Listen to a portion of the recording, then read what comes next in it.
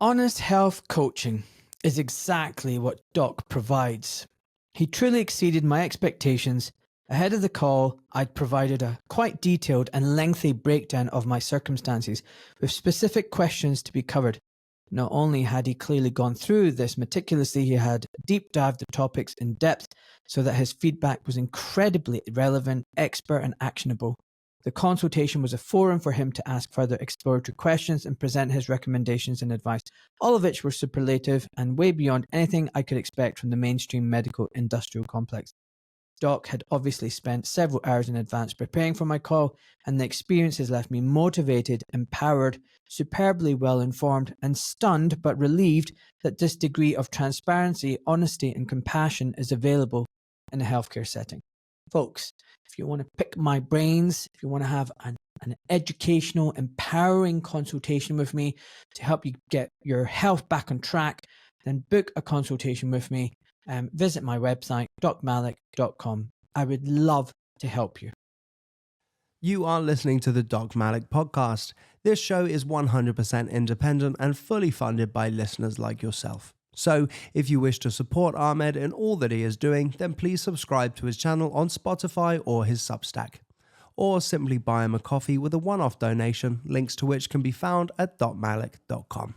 Now, let's get on with the show.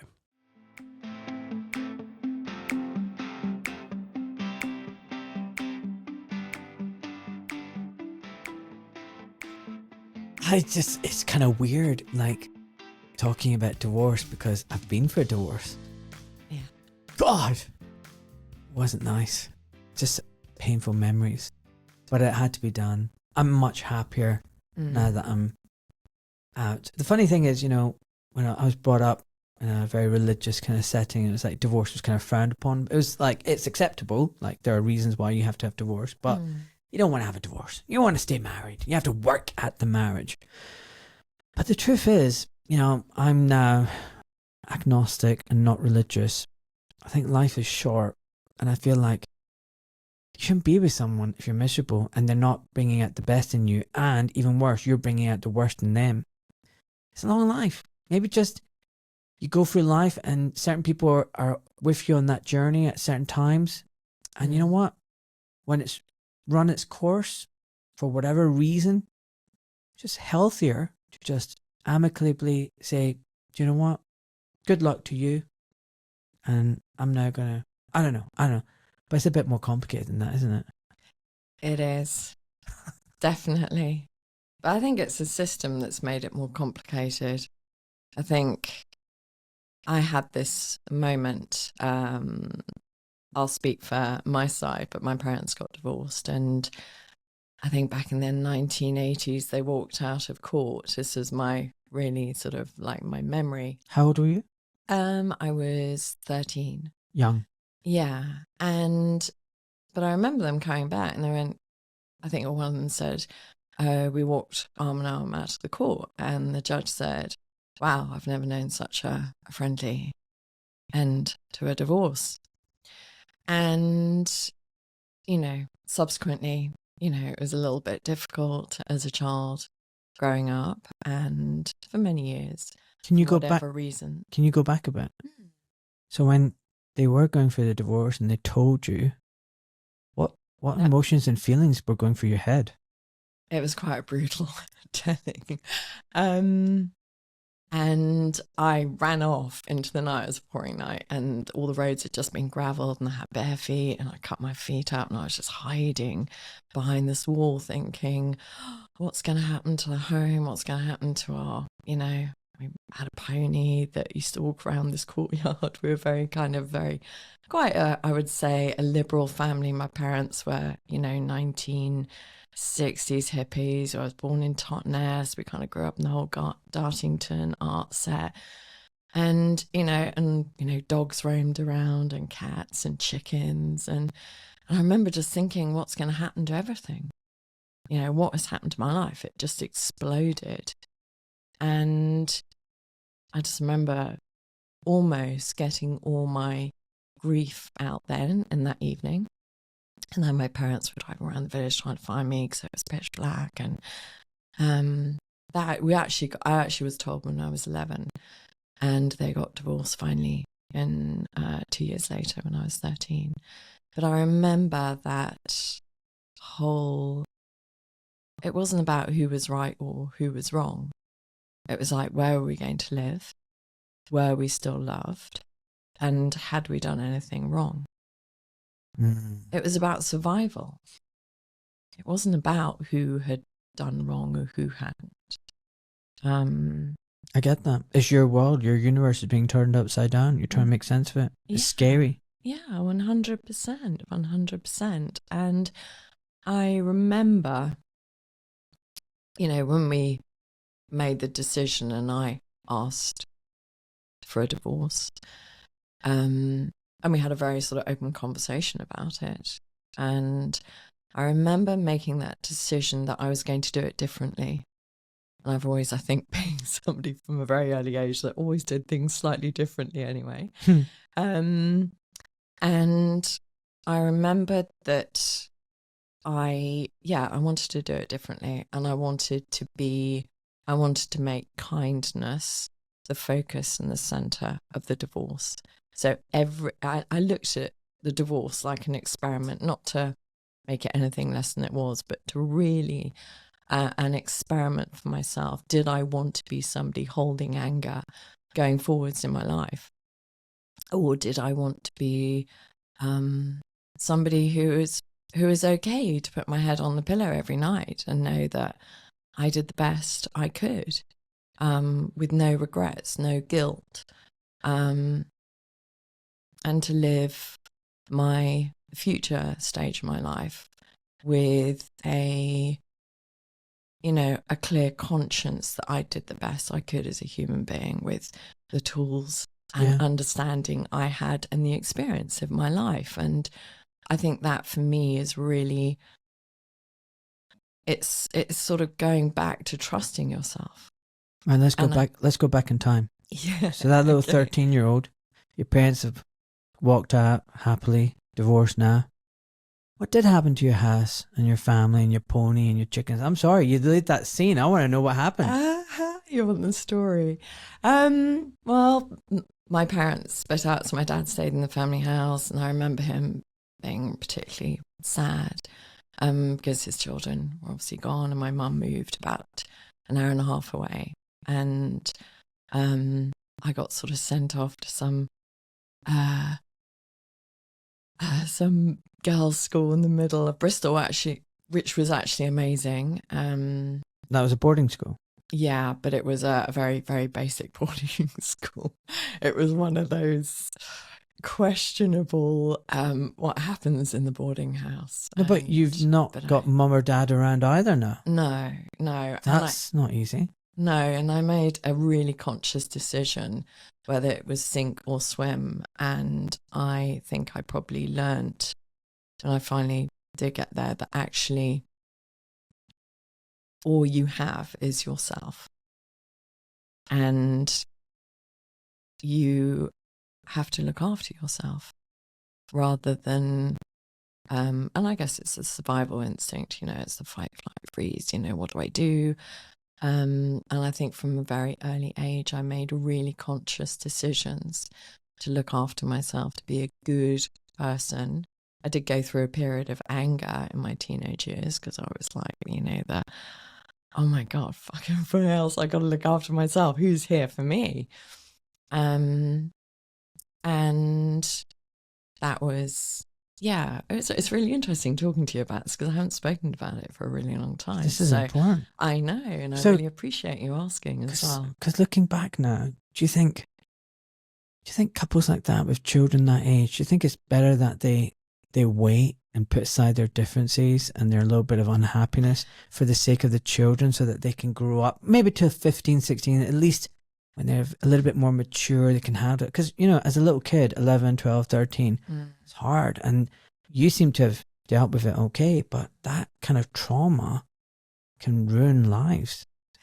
So it's difficult, I know. Yeah, and it's a really interesting question as well. So I would say, children have radars, right? And they know what's going on before the adults even know what's going on. And I can't remember where I heard this or read this.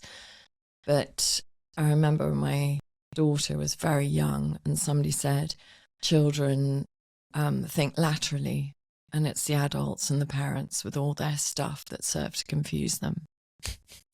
And that's really stayed with me for a really long time. And I think, I guess, going back to your question, I've kind of gone off on a tangent, actually. Like, what do you think parents should put aside? Yeah. So, just for a few years, just for the sake of the kids. Because children have that radar, and that's why, so they have a radar. And I think probably the most, we couldn't wait for our parents to move out and not be with each other. So Really? from the moment the divorce conversation happened, waiting those 2 years, the separation, 2 years, it was just horrible. That was probably the most damaging time, because we were walking on eggshells, and it was like we didn't know what we were going to find, the atmosphere in the house, and we came back from school, and there was all of that. And actually, children, they're not like adults. They just want to know they're fed, they've got a warm bed, they can play with their toys, that all is okay in the world. And they don't want to be, we don't have that emotional toolkit to manage an adult's emotions like anger and, and bitterness or frustration or whatever that looks like, grief. Yeah. And actually, it's quite complicated. It's quite nuanced. Yeah. Sense of betrayal, sense of disappointment. As adults, you can feel lots of conflicting. You might love someone, but you're not in love with them anymore. Yeah. You feel anger because you do love them. Like, you don't have anger if you don't love someone. Yeah. someone on the street say something stupid to you, you're like, whatever. But a lot of that anger is coming because there is love there. Yeah. There's frustration, there's hurt, there's pain. It's a wound. It's a wound. And you're right. I don't think kids are quite able to process It's like they just don't that emotional regulation or comprehension. It's like, what do I do with this? And I remember just, I just spent the whole time outside, outdoors, just wanted to not be there. And the relief was palpable. And although sad, incredibly sad, obviously, when my mum moved to another house and we sold our family house, which was the forever house, and that my parents, but there's all of that stuff. Big disruption. It is. And I think that must have shaped who you are today, though. Like, yeah. And your formative years, your adult years, how you went into a relationship. Yeah. I think I remember my ex and I having a conversation about our divorced parents, and actually our intention was to stay in the marriage and to make it work and to really learn from our parents. And actually, I think we did a good job, and we were married for 16 years. And I think that was behind the whole thinking with Divorce Goddess. It was, you have to be in a good place to be able to manage whatever is coming at you from divorce, because what we do have control over is our thoughts, our words, and our actions.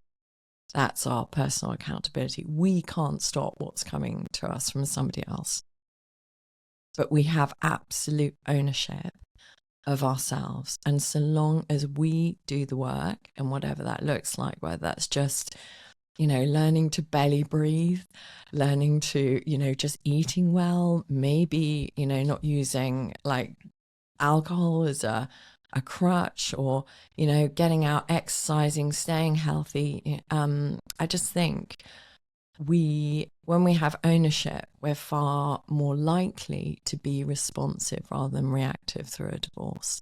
But what happens in a divorce, I want to start gesticulating with my hands. Go ahead, gesticulate away. Is, when divorce happens, I guess we kind of get to an age, whatever age you decide to go through a divorce, and you think, oh, I've got some tools, I've learned this stuff from life and whatever else. And then divorce happens and we've got the rug pulled out from underneath our feet. And we're like, oh my goodness me, what do we do? Where do we go? And I think it's really important that we remember we've never done this hour before. We've never, you and I have never done this hour before. We've never done this day before. And it's like we've all got to just take our foot off that pedal and give ourselves permission to go, actually, it's okay not to know. We live with, whether it's divorce or living in this world, we live with such uncertainty that actually all we have is today. Yeah.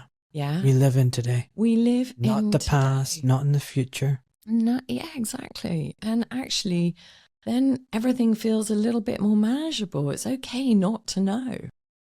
And I just, I feel that's really important, whether we're living, whether we're going through a divorce, whatever we're divorcing the world, we're divorcing, somebody, we're divorcing our job, whatever that is, we're stepping back from something, is actually coming back and stepping back into yourself and just having that trust in yourself.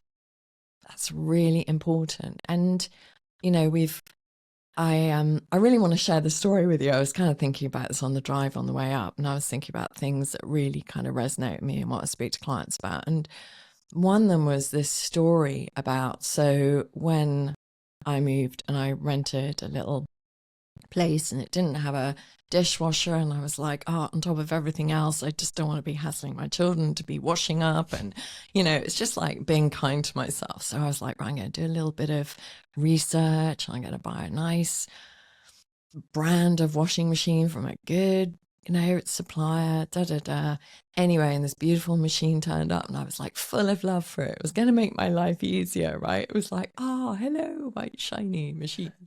Hello, welcome to my home.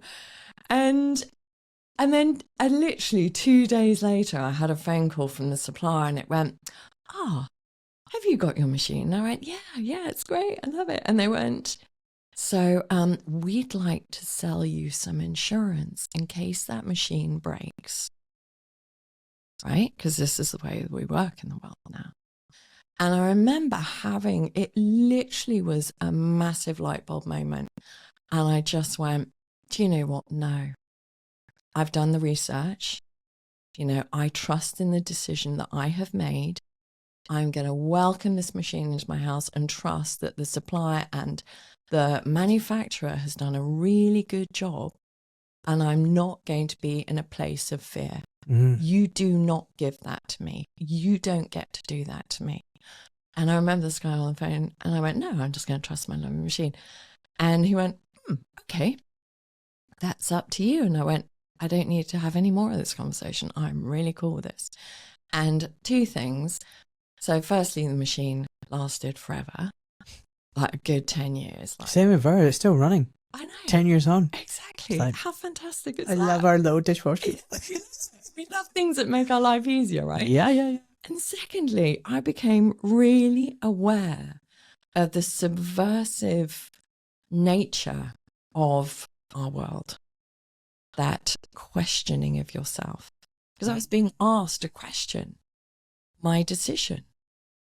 And it landed for me really strongly. And this was back in 2012. And I was like, no, I'm going to start making decisions that are good for me. I'm not going to listen to the noise being pulled out into the mind, out of my body, because as soon as he said those words to me, I was like, oh, okay, this doesn't feel so good anymore. And as soon as I made the decision to go, no, I'm okay, my body felt better. And our body, it holds so much of what we're going through. So, taking it back to divorce is, what feels right for you? Get out of the head, because what people tend to do in a divorce or anything that happens, big life events happen, like chronic illness, whatever, cancer, whatever you want to, we go straight into our heads. We look elsewhere for the answers rather than actually coming back and going, okay, so I've never done divorce before. Actually, I'm going to create my own blueprint. What based on what I know, you know, what I feel, what I trust in myself. And choosing a lawyer, for example, you know, who feels right for you? Not who's going to have the biggest results thrashing your ex financially and yourself at the end of the day anyway, and that all coming out of the pot. But, you know, what feels right for you? And I just think this is really fundamental to where we are in the world today, is that self-trust. Yeah, I feel really serious about this, but this is really important. It is important. Listen, I'm going to go back again a little bit. So you've come out of a divorce with your parents, right? Yeah. As a kid. Yeah. You clearly did not want to get married and have a divorce yourself. No. Probably it's the last thing you would have wanted. Is divorce sometimes just inevitable? Do you think looking back, you could have done anything differently and your partner or husband and you could have made it work? Yeah, I mean, I think the really important thing about this is, and there's a really good tool I give clients, and that's actually, you know, is taking that time to look back over your part.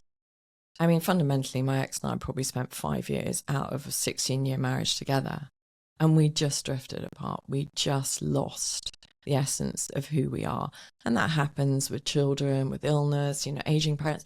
You know, we lose our way. We just kind of lose who we are. And I feel that having that ability, if you can, to reconnect. I mean, like if couples, you know, they got sort of, whether they're in their mid-50s and they're suddenly looking at each other going, oh my goodness me, the children are all gone. Like, who are you?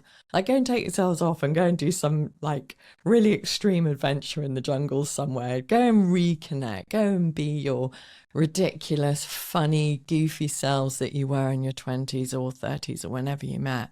Just reconnect that way. And I'm not like a big advocate of divorce, because of course I don't want to. But if divorce is going to happen, you choose to do it better. So I hear about drifting apart quite a bit, right? So you said you drifted apart. Have you ever heard of the love languages? Yeah. Do you think that's a big element to it? Yeah, it is. In the sense that if you're not loving someone the way they want to be loved, yeah, but you're loving someone the way you want to be loved, that love isn't being recognized, and that over time that other person just feels unloved. Yeah. And here I am giving all the love that I can to this other person because that's the way I want to be loved. But it's like literally nothing is getting through to that other person. No. And after a while, you just start feeling nothing. You feel a bit resentment. You feel lonely. You feel rejected. You then start looking for that love elsewhere. Yeah. And that's how the drifting apart happens. And the reality is, you know, you're walking through life 16 years every day. If every step is out by just 1 millimeter, after a year, how many millimeters apart are you? After 16 years, how many millimeters? That's the ultimate drifting apart. It is. Now you can't even see the other person in the woods. They're around the corner and you're shouting. They can't hear you. Yeah. So the reality is, like, I think for a marriage to work, you need to be walking towards a common goal, destination. Yeah. But you also need to, not walking lockstep, but at least within arm's length, with touching distance. And the problem is that little, slow, incremental drift. And I think one of the big things is the love languages. Yeah. Because if you, like, you can break it down. Like, if you want quality time, but your partner's there at the restaurant on their phone, scrolling, or they come home and they just watch TV, and they're not, you start to feel unloved. Yeah. And the problem is, the love that you have for a child is different. It's unconditional. You don't want anything back from them. You just love them no matter what. So if they don't give you that love back, it doesn't really matter. You still love them. But the love that you have for your partner, your husband, your wife, it's not unconditional. It's conditional. And to be honest, that's healthy, because if it was unconditional, they could be quite abusive to you. Yeah. And you're just loving them back anyway. That's not healthy. No, not so at all. It is conditional on that they love you and give you what you need, and you give them what you need. So it's a different love to the one for children. But I just feel that's a big element to it. I don't know what you think. It is. I mean, I agree, but then I would almost take it one stage outside that, and it's the whole. And I'm not disregarding marriage as, well, maybe I am. About to put it on the line here, but like, marriage as, this whole process, this whole sort of legal process that we go through, and thou must not, this and that and everything. And so we're entering into a contract, a legal contract. And the amount of pressure, because we're married, got to stay together, and because of this and because of that and because of the judgment and the shame. And like, we signed a contract of all of that before we've even started that beautiful process of creating children, building a life. So what it should be if it's not marriage, because then, don't you need these legal things to protect the couples and make sure some guy just doesn't sleep around with a girl, get her pregnant and then bugger off? But they're going to do that anyway.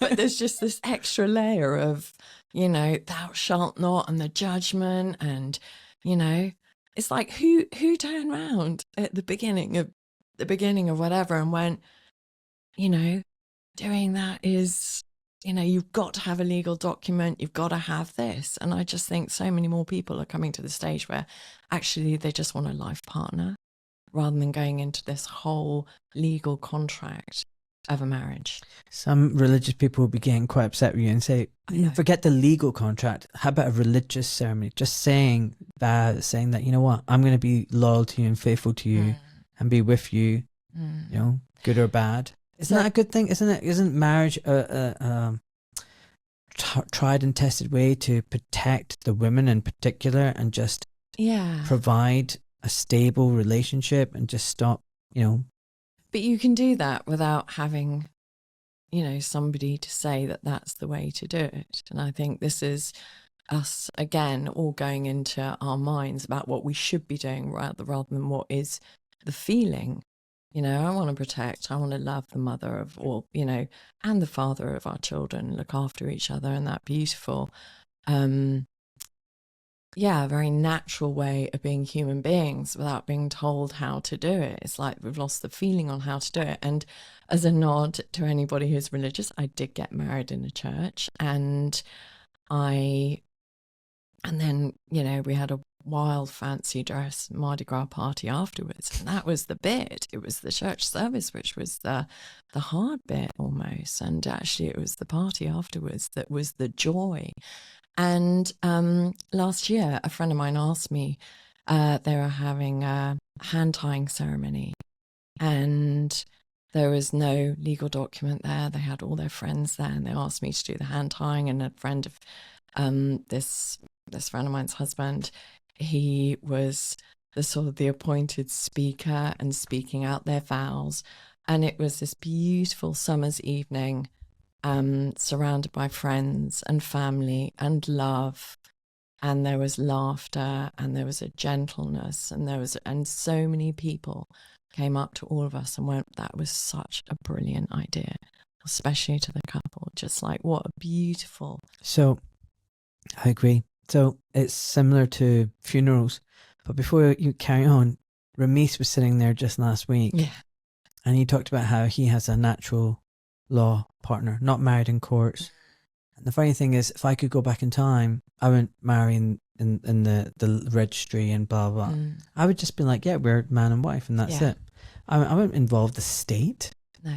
I wouldn't. But I've moved on from where I was 10 years ago, 11 years ago. But you're right. I wouldn't, like, if I got married, I wouldn't get married again. Like, it's not going to happen. No, otherwise. But yeah, the comparison I have is also funerals. I've just been to so many funerals, sadly, and they're very religious, and it's all about God and prophets and stuff like that. It's not about the person, and you hardly hear anything about the person. 90% of it is just singing, prayers, whatever. And what I want rolling is my eyes. I'm probably sure your cameras are picking up all the eye rolling going on because it's so true. What I want to do is go to a funeral and it's a goddamn party. I've talked about this with my kids. I want music. I want dancing. I want everybody wearing their best outfits, colourful outfits. I want food trucks and cookies and brownies and hot chocolate. And I want a blast. I want a celebration of my life, not this formal, very stiff, impersonal. It's almost like it's just a conveyor belt. We're just sort of suppressing emotions in all of that as well, because it's like, this is the way you should be in a funeral. And I guess that's what, my ex and I shared, was this: we wanted to make the focus of our wedding the celebration, the party. We didn't want anybody coming up to us and going, "Oh, how do you know the bride and how do you know the bridegroom?" We just wanted people to come up and laugh, and we had so many amazing people dress up. And we got married in Salisbury, in the Market Square, in the building there. And I remember we had fire eaters outside and jugglers, and we had Batman walking through Salisbury. We just had like kings and queens, and we had it was just so brilliant, and it was so much fun. And what a way brilliant to start. So yeah, that was lovely.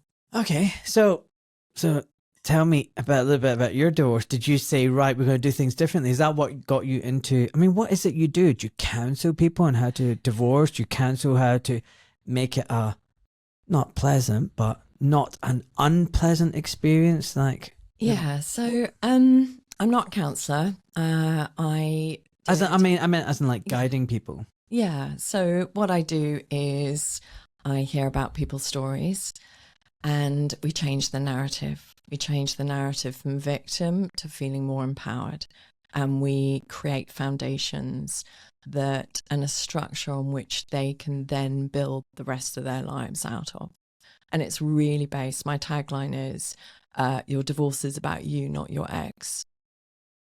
And I think it's really important that, we immediately go into the mind about, oh my goodness me, and the fight, flight, freeze, because obviously the mind is there to keep you safe. And so the mind's like, don't worry about it, I'm going to look after it for you. But it's like, hang on a minute. You're just taking me to an extra level of, grief. My body's taking the hit, obviously, because I'm stressed. So I work a lot with women as well, and I also work with men. And what we do is I basically open doors which clients can walk through, because you can only meet people where they're at. And if somebody's determined to carry on doing what they've always done, they're always going to get, what they've got before. But it's about actually, taking those steps, getting out. I talk about a comfort zone. And the comfort zone is where we live small. And the perceived discomfort zone is actually where the magic happens, because you're saying yes to yourself. You're stepping outside of that sort of, your comfort zone. Like, enough. Bingo. Stop it. Just stop it. Being cozy is not always good for you. Exactly. It's good to have your little bed to come back to. Of course that is. That's part of being human. But actually, when I just hear this comfort zone, I'm like, no, stop. This is like your amazing, wild, beautiful life, and its rawness and its pain and its celebration, its joy. We've got to keep joy and light. And it's so important that we just go, okay, what am I afraid of? And it's, there was that great book called Feel the Fear and Do It Anyway, Susan Jeffers, and it came out, I think it was like 70s, 80s. And it's about walking through your fear, walk through it. And on the other side, it's almost like, wow. And it's, whether it's bringing it back to divorce, about, having the courage to do things differently. It's saying yes to yourself. And, if somebody wants to stay where they are, that's fine. But actually, I'm looking at your laptop and it says fear is the mind killer, right? And that is, it's extraordinary when you start looking at, people's lives and they just go, wow, okay, I can do that. And I'm like, yeah, you can go and meet your ex's new partner for a coffee. in your power and meet them as the mother of your children, meeting someone so they know that you are cool, you are a good mother, right? And you have your children's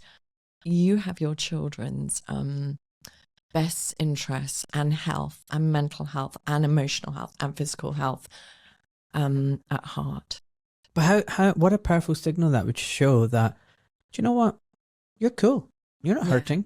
Like, you're coming and you're genuinely happy for this other person. Yeah. You want them to have a great life with your ex. Yeah. Good luck to you as well. And that's a good place to be, I think, isn't it? It's a really good place. And if they have children, I mean, they're going to be the stepbrother and sister to your children. So you want it all to be happy. But can I just say something? It's easier said than done. Say something. It's easier said than done. Of course. And the thing that I want to ask is, like, you know, the divorces that you see, how often is it just people are drifting and amicably go, you know what, we want kids are off at uni now. I want something different. I'm fed up with you. Like, it was funny when I was fixing people, and the number of wives in particular would be like, oh God, can you please fix my husband? He normally plays golf and goes cycling. He's just sitting around the house now. I want him out. And I'm like, it's like, you want your husband away? Like, what? It doesn't even make sense to me. Like, I thought you'd be happy they're around. And she was like, just a person in particular, I'll never forget. She was like, God, just get him out the house. He's just a lump sitting there. And I was like, oh my God. That's so sad. But it wasn't uncommon. And I would joke that people would, particularly women, would have bunions after their husbands died. They got a divorce, or their kids have left home.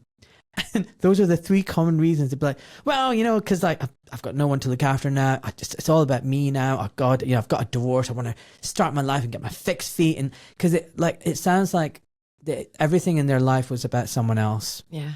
And then suddenly it was like, you know what? I want to do something for me now. It's quite funny that. And I saw a lot of divorce, you see, in my time as a surgeon. Sometimes I was wondering, have I instigated this by operating on them? But it was really interesting and very telling. And you could tell also when couples would come in together, husband and wife, you know, regardless of who's getting the surgery, they would be keen to know what the other person's going to be going through, how they can support them. And then there would be the patient who would always come alone. I'd be like, don't you want to bring your wife or your husband? And they'd be like, no. And they were just not there for them. And I thought that was a very interesting dynamic, you know. Anyway, so what I'm trying to say is, like, how often is it this gradual drift? How often is someone is instigated, someone's gone off and been a naughty boy and had an affair. Yeah. And the reason why is, like, for that person, the other person, was it a real surprise? Do people go, oh, yeah, you know what, I'm not surprised. Like we're just friends now, we're flatmates. Yeah. But how many people were like, I didn't see this coming? Yeah. Like, in your experience? Folks, as you know, I have no sponsors for the show, but I have got 4 affiliate codes with companies that I work with. And I've used these companies and I've used their products, and that's why I recommend them. The first is Hunter and Gather. They produce a range of food products without seed oils in them, from olive oil, MCT, ghee, mayonnaise, whatever. It's fantastic. We've been using it for years, and I'm delighted that I'm working with them. If you visit my website, go to affiliates, you'll see my code, and please make sure to use it when you're ordering anything. Another one is Sea Greens. Now that's based from seaweed, and it provides you with biocompatible iodine, which is essential for your thyroid and hormonal health, as well as all the essential micronutrients. If you want to know more about it, there's a podcast that I did with Simon Ranger. It's absolutely fantastic. Again, all the details are on my website. Then there's a water distiller company that I use. And then lastly, a sauna company, Heracles Wellness. They do a range of things from hyperbaric oxygen to saunas to cold plunge. And again, I've done a podcast with Keith Wareski, who is one of the owners of that company, and it talks about the benefit of sauna and cold plunge. So folks, do visit my website, docmalik.com. If you go to the top bar, there's an affiliate section and all the details are there, as well as all the codes and discounts. Okay, folks, back to the show. So I remember a couple of people talking about this, and one of them was going, oh God, my husband, and, you know, and men as well, but My husband, oh God, he buys me this underwear every holiday, every birthday, and I just put it in a drawer.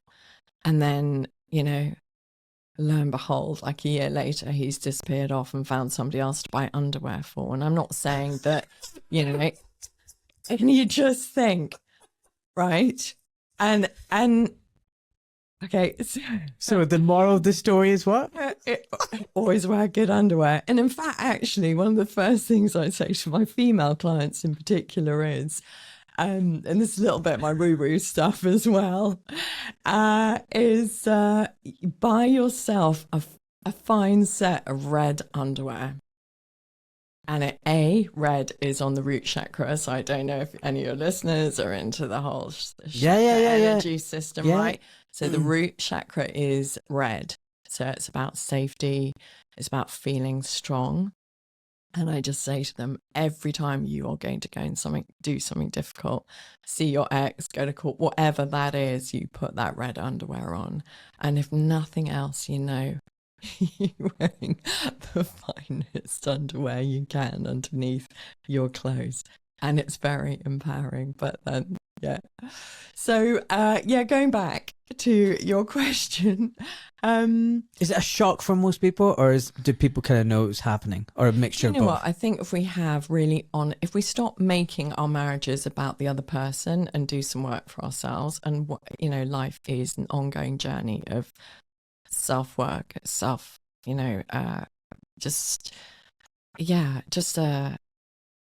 being a little bit more focused and understanding you, and how you work rather than blame. If you are somebody who's listening to this and you find yourself repeatedly making what is happening in your marriage about your partner, your husband, or whoever, wife, come back, like, what can I do for myself? How can I change the energy? Because maybe it's something within you that is making them behave in the way they're doing. And I'm a real big, but when I work with clients, I really talk about energy as well. When we change the energy of ourselves, when we feel more confident, when we're putting ourselves out of our comfort zone into the magical discomfort zone, we change as a person. So if you're feeling like your marriage is in, you know, those sort of like stuck in a little eddy somewhere, in the river, or stuck on the bank, just start doing something differently. Yeah, but you didn't answer my question. Does it come as a surprise to most people, or do they know it's coming? I think if they have a really honest conversation with themselves, they take themselves off and have a little honest conversation with themselves, I think they fundamentally know they're just putting it under the carpet because they couldn't face the consequences of. And going back to this tool, I sort of talk to, kind of show and share with clients, is 4 questions. It's a really good 4 questions. So if you are in a place where you are unsure where you're going, or if your husband or wife has just asked you for a divorce, or you've asked for a divorce, is to answer these questions. So what do you like about X? Yeah. What don't you like about X? So getting an A4 piece of paper, 4 questions. What do I like about them? What don't I like about them? And then what do they like about me? And what do they not like about me? Yeah, because otherwise we're in our heads in this sort of massive forest of thoughts, judgments, like questioning, not trusting ourselves. Let's get really clear. And when we, not putting it on a laptop or a computer screen, getting a piece of paper and just writing it out and really getting that sort of introspection on, you know, how you feel, how the other person feels. Yeah, get clear about it. So is this is it just an exercise that you can do even like when you're married? Yeah, for sure. Just so piece of paper, what do they like? What do I like about them? What do I not like about them? What do they like about me? What do they not like about me? Yeah. It's quite a good exercise. Yeah. I'm worried that if I do that tonight, my wife will be like, what the hell? No, or maybe invite your wife to do the exercise as well. No, of course I would. Yeah, But she would be like, what the hell? Yeah. Well, then probably don't do it. There's always the choice. And that is the thing in all of this. It's knowing that we have a choice. But I think you're right about being honest with yourself. Like if you're being honest, it shouldn't come as a surprise. Because if you're being honest and you're really in tune with the other person, you would know something's not right. Exactly. But You've chosen to stay in a comfort zone and not do anything about it. And then it hits you and then it's like too late. And then you're like, yeah. why did this happen? Yeah. Well, when you're honest, you kind of like, you know it was going to happen. It was just inevitable. You know, when I was not very happy in my first marriage, I contemplated having an affair. And that's when I realized. Like a Friday confessional here. Yeah. And then I didn't do anything, but I was like, the very fact that I'm thinking of it means this marriage is dead. Yeah. It's not. Like, why am I even looking elsewhere? And I used to be quite judgmental of people who had affairs. Yeah. In the sense that, oh, they're just going off to have a bit of fun. And I think a lot of people do. I think a lot of people do. I think a lot of people do. Don't get me wrong. I think a lot of people do. They think, oh, I can get away with it, so I'm just going to have my slice and cake and eat it or whatever the saying is. You know, I'll get away with it. And I think there's a lot of those people around who are just narcissists and not nice people, and it's all about them. Yeah. But I do think there's also other people who have affairs because they're lonely and they're sad and they're wanting something that they don't have. Yeah. And they don't maybe have the courage to muster up and say, I want a divorce first. Yeah. You know, it's very easy to fall into that trap. You know, I'm less judgmental than I used to be because I was so close to doing that myself. Yeah. And I'm not a bad person. No. But I was hurting. You're human. And even that person I was thinking of doing something with, it's like, I didn't envisage having a life with them. No. But it was just, I was so sad, frustrated and hurting and lonely. And then when someone gives you a little bit of attention, Of course. you know, you want to grab it. Yeah. And Of course. I resisted because, I was like, no, not going to do it. But I can see why some people might. Yeah. You know? So I would suggest that if you are in that space, it's maybe time to really kind of have an honest conversation with yourself. Because whilst it feels like a good idea at the time, it is just a clusterfuck of pain that hits you, your husband, wife, whoever it is. And I feel like it's... Explain. You're just coming from a place where it's all messy before you've even started a process. Everything becomes clouded. Everything is about, actually what happens is it becomes about the affair and not about actually what was happening in the marriage for the affair to happen, which is why I think those 4 questions are really important for people to take ownership. And I think as well, there's that whole kind of element of the disposable society, we just go somewhere else. It's the sort of dopamine hit rather than actually doing the work to go, actually, here I am, I'm in this situation. How do we work our way out of it? How do we make this right? Do the right thing and not be afraid. And, you mentioned the word judgment a couple of times. We live in such a judgmental society, but actually that's other people's stuff. And it comes back to being able to put your head on the pillow at night and go, do you know what? I was a good person. I was an honourable person. I was authentic. I think authenticity, particularly in this day and age, is a really, really important word. Be authentic to you. How do I feel? If something isn't working for you, it's like saying, this isn't working for you. I love you. You are the parent of my children. I want to support you.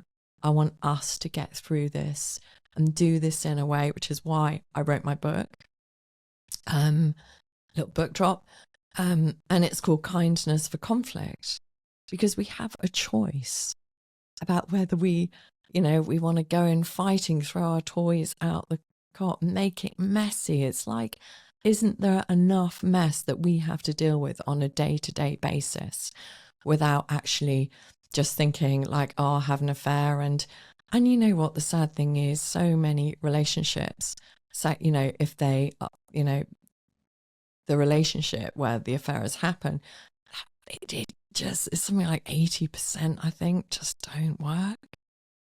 You know, I think second marriages are 60%, I don't know, like old percentages, but just be really mindful of what you are creating that you then have to get yourself out of. And you've got children this time as well.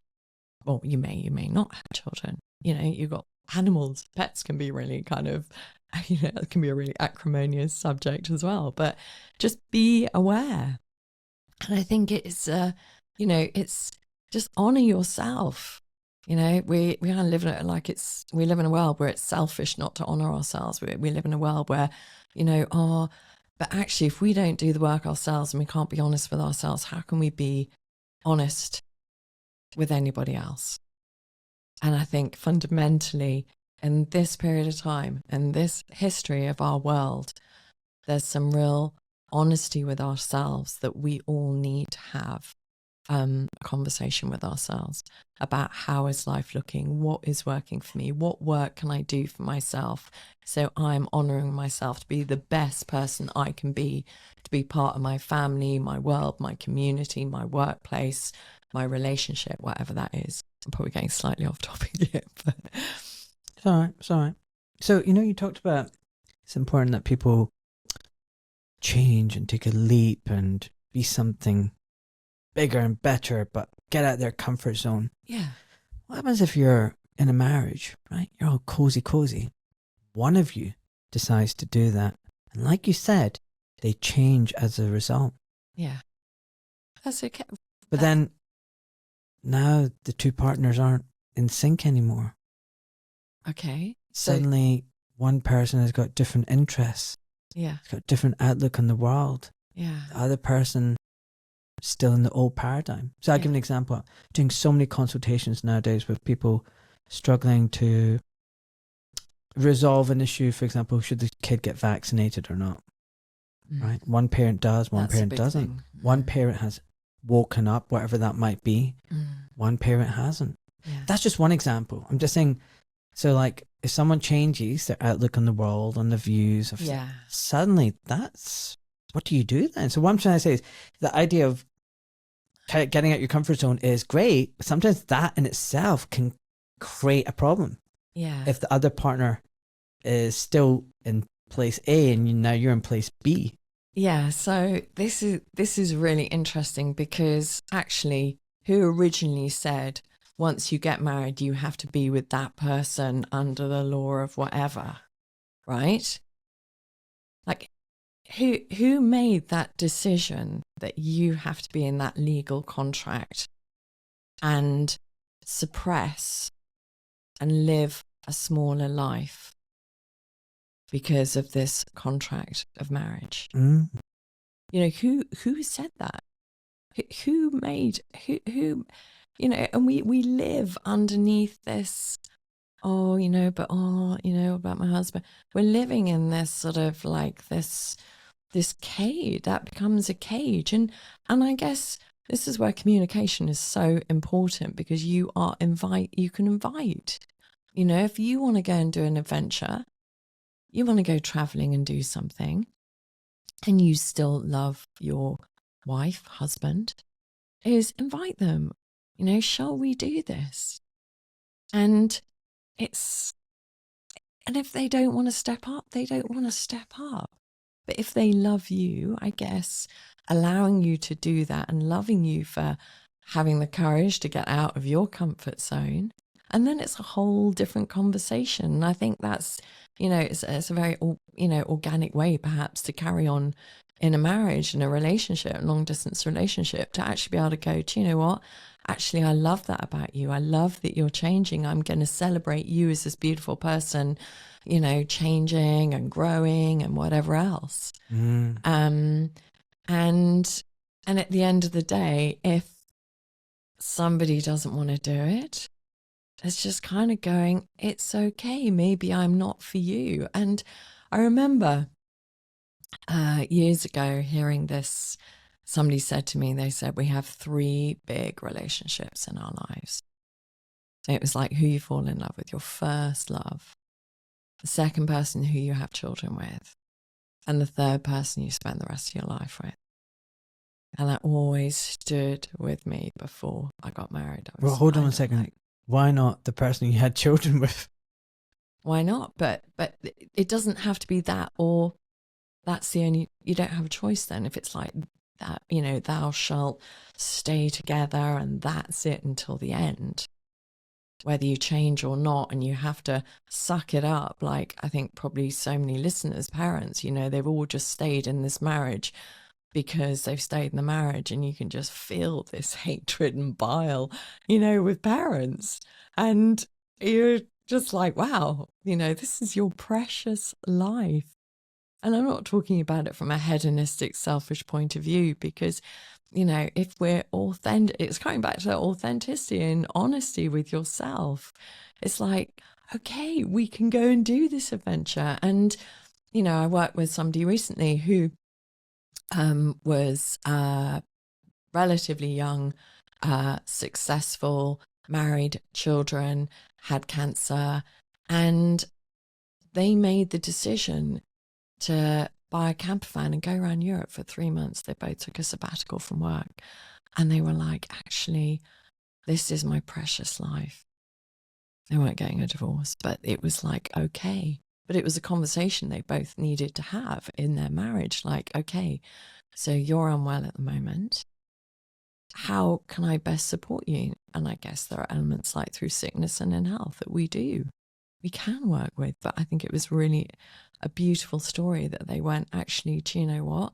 I'm not going to be fearful of taking a sabbatical from my work to join you on your adventure. We're going to do this ourselves. But I think what is happening more and more is that people are exhausted.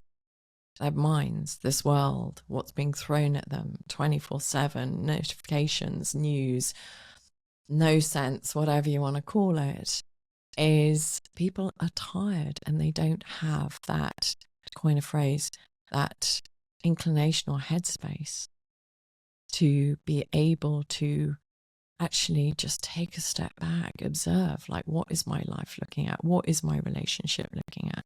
Like, how can we, you know, find time to mend this?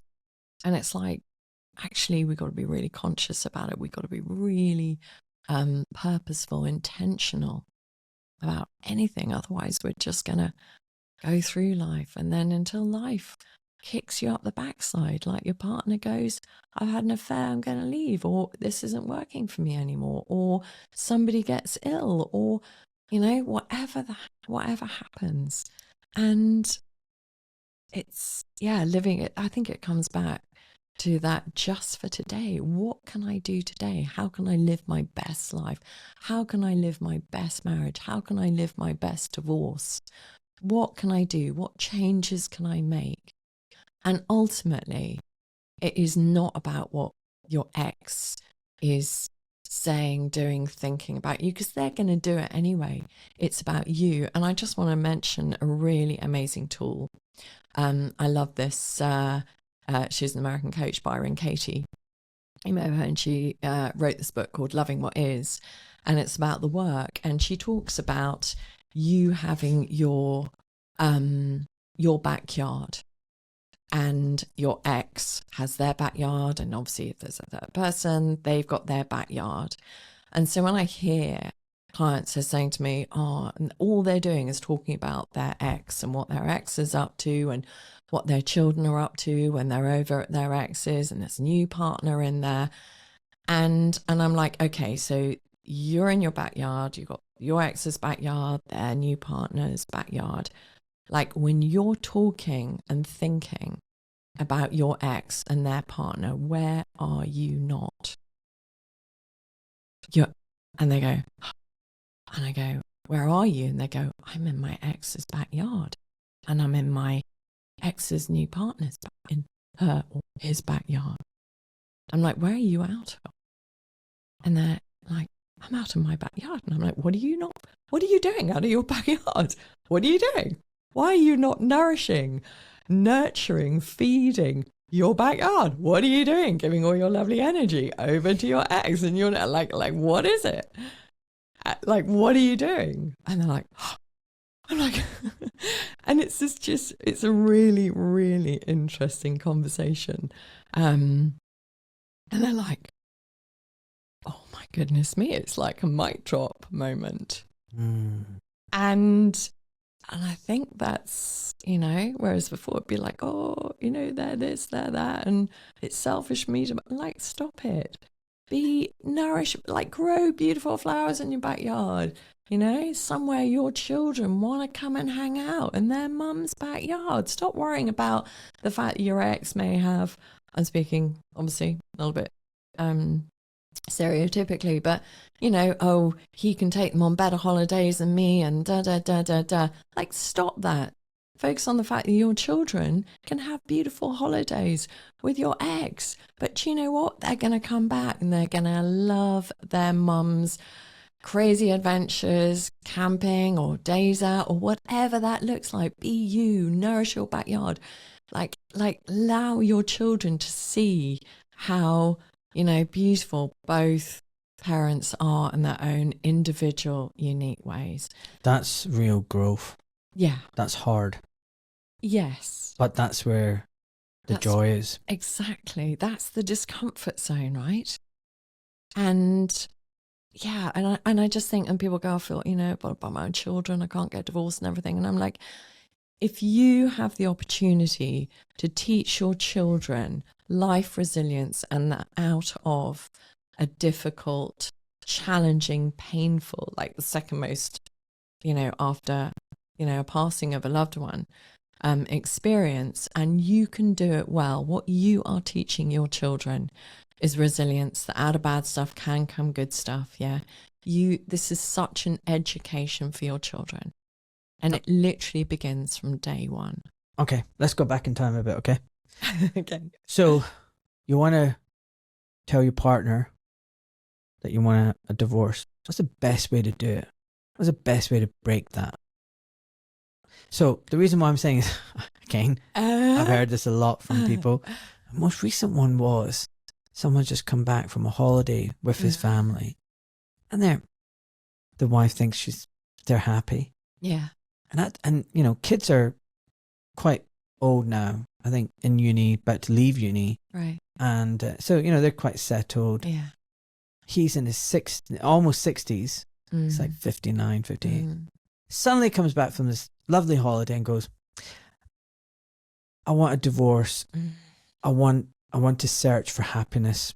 And he moves out and goes back to live with his mum. There is no other person.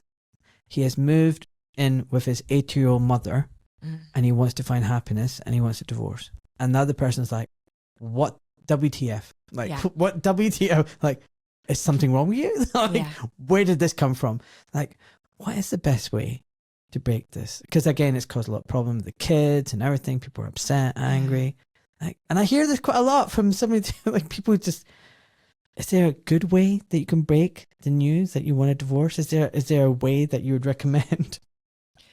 I think planning what you're going to say. If you want my top tips for telling somebody, you go outside, you don't do it in your home. You go for a walk and you have a conversation outside. So if you need to rant, shout, whatever it is, you do it outside in the open, somewhere lovely. And maybe just take ownership of why you're feeling the way you're feeling, not make it about the other person. Yeah. And I think that is very powerful. You owning from the start how you feel. And I think that helps the person you're going to get a divorce from manage it, come to terms with it. I think not telling somebody why you want a divorce or making it about somebody else by having an affair is really damaging. And I think the element of just being a respectful, good person is what you can do. And perhaps, it sounds a bit cliched, but have the conversation with somebody, your wife, your husband, in a way that you would want to be told yourself?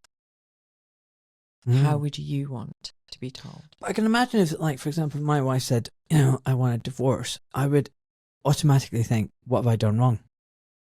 Yeah. So although you can say it's about, talk about your feelings and everything, inevitably the other person would be like, no, but it is involving me. Like, clearly you don't think I'm good enough, or I've done something wrong, or I'm upset. So, you know, do you see what I mean? It will become a bit sticky. But that kind of is on you. And it's maybe like, okay, am I going to listen to what is being said to me? Yeah. Am I going to listen to this? Or is my mind going to hijack what is happening and take me off into fight, flight, freeze, judgment, all that stuff? And okay. So it's actually like really, I think 99.99% of people would go for that freeze, fly, judgment. Sure, Are you kidding? Sure. Like, they're not going to be listening. It's just going to be like world spinning around and anger, frustration, shock. And I think what's really important is, I had a conversation with a female client the other day who is going to ask her husband for a divorce. And we were just basically doing some preparation as well.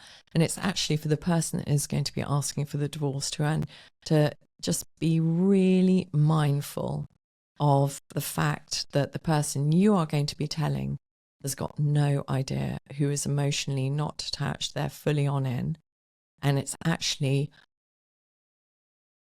having that conversation in such a way that you are holding space for that person to catch up. And what people tend to do is they say, right, you're going to have a divorce. That their partner goes into, or wife, husband goes into free fall. The mind takes over and hijacks everything, obviously, because it wants to keep you safe. And then you, as the asker, then has to deal with the fallout of just letting that person fall. But if you can have that conversation where you haven't done anything wrong, this is about me, this is where I am, I love you as the parent of my children, I want to work with you, I want us to do, births, weddings, funerals in the future, celebrations, but actually holding that space for somebody and anticipating as well that there is going to be a period of time where that person is going to go into free fall. But if you can just say, listen, this is my commitment to us moving forwards. It's on the table, rather than just going, that's the divorce, and then kind of expecting, I don't know, whatever, what we know to be true in divorce, but actually having that, that compassion for somebody not being where you are emotionally, and actually holding space. And something I ask my clients to do is I ask them to write intentions and share them, how they want this to be, how they write their true north, they write their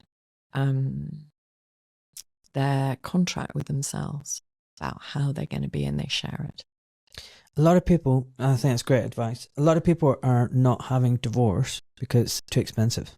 Yeah. They don't want to sell the house, they don't want to end up homeless, and it's just then becomes a marriage of convenience, and it's becoming a big problem now because of the cost of living, cost of property, mortgage, everything. What happens then? What would you recommend to people? So what was really interesting is just Wednesday, actually a couple of days ago, I met with a big law firm in London, and there were a bunch of divorce coaches all there, all talking about ways forward.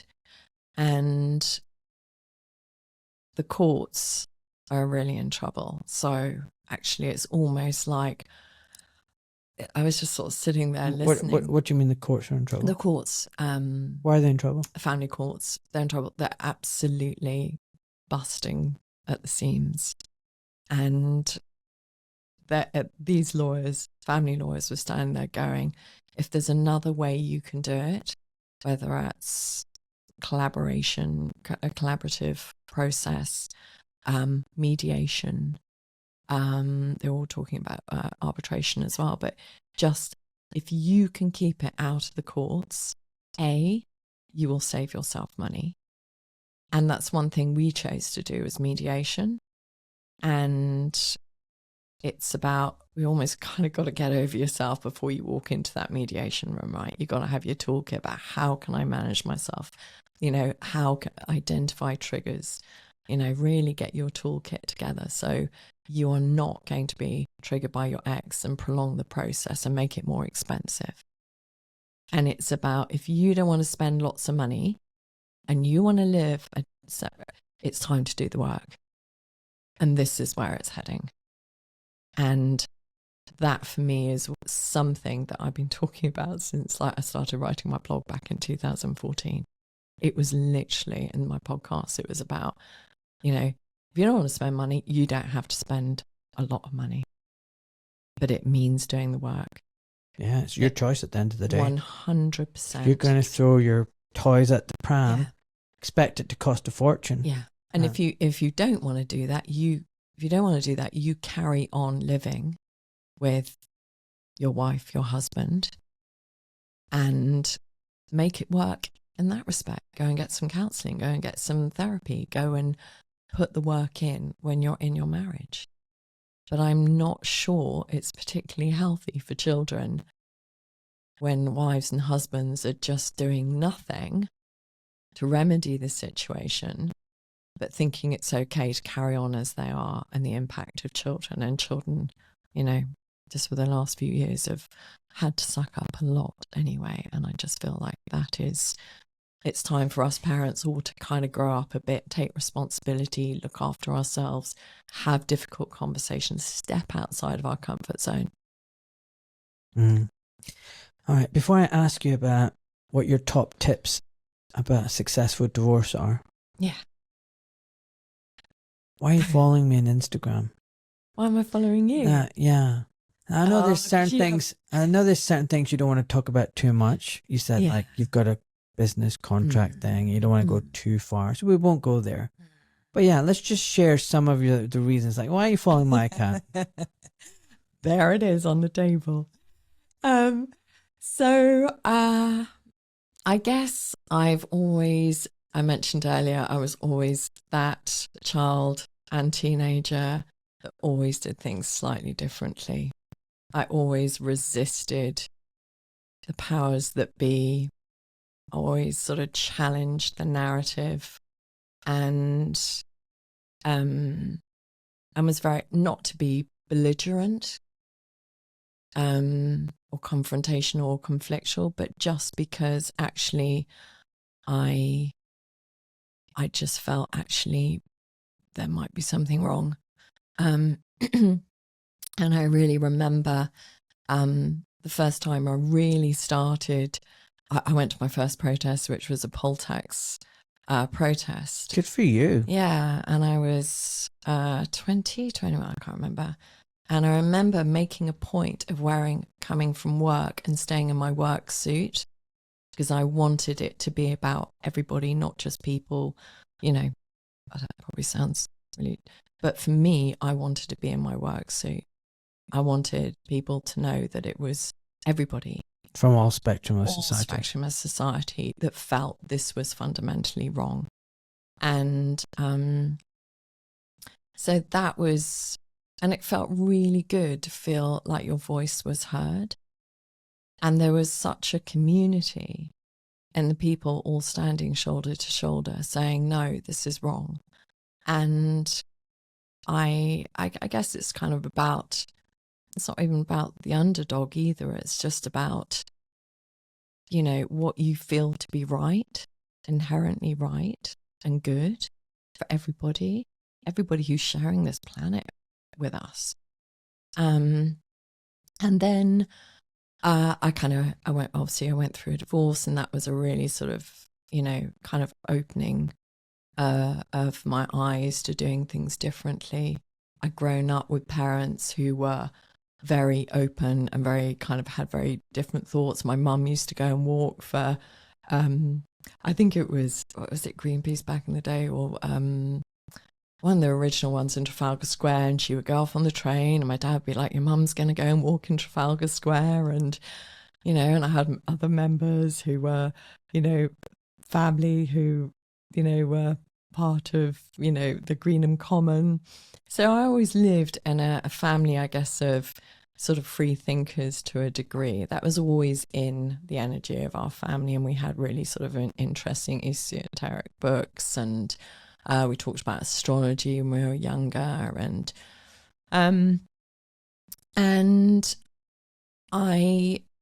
then it came to 2020. I'm going to put it on the table, and my son and I got really bad COVID. There is some kind of question whether it exists or not, but I'd never had anything like that before. And we lived in a town in the UK where it came in first.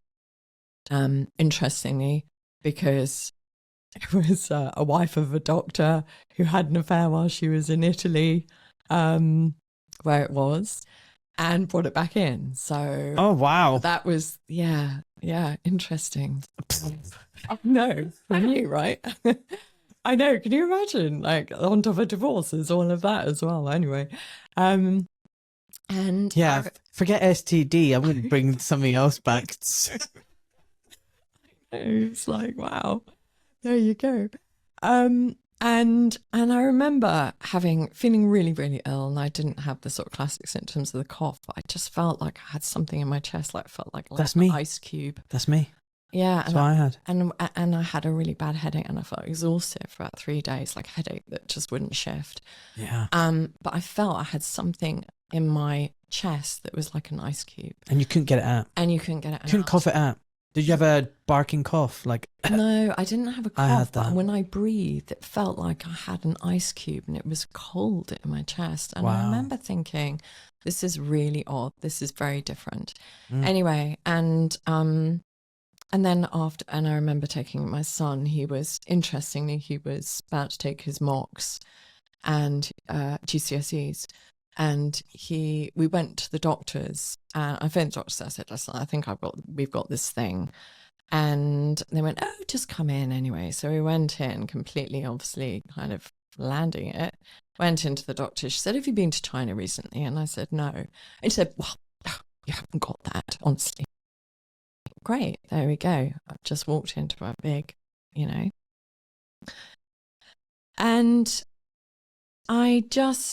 so after that, I was like, okay, you know, my mother didn't really believe in childhood vaccines, didn't get the measles. I remember the doctor having me being ill for a few days saying, oh, it's the mildest case of measles I've ever seen.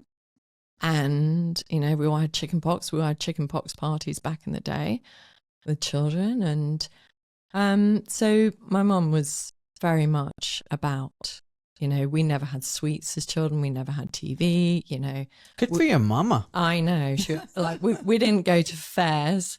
We went to fairground rides. We got taken to like a stone circle in the middle of the Highlands where I spent a lot of my childhood. So Wow. I had all of this. So from a very early age, and we ate organic food, and it's always home cooked food. And I remember my mother talking about this plastic SHIT from America, the food that was coming over and stuff like that. So, Oh my goodness, yeah, she's on it. really ahead of the curve. She was, amazing. She's still alive?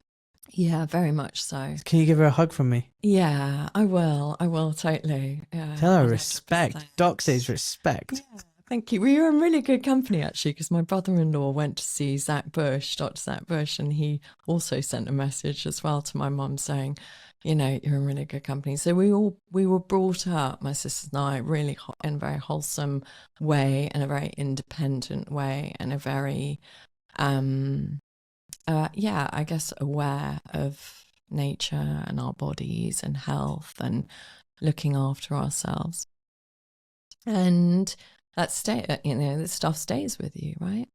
And so I think we all came to the conclusion that when they both started rolling out, I don't know what I can say or I can't say the words you can say, I don't know. But anyway, whatever it was, I was like, well, I trust my body.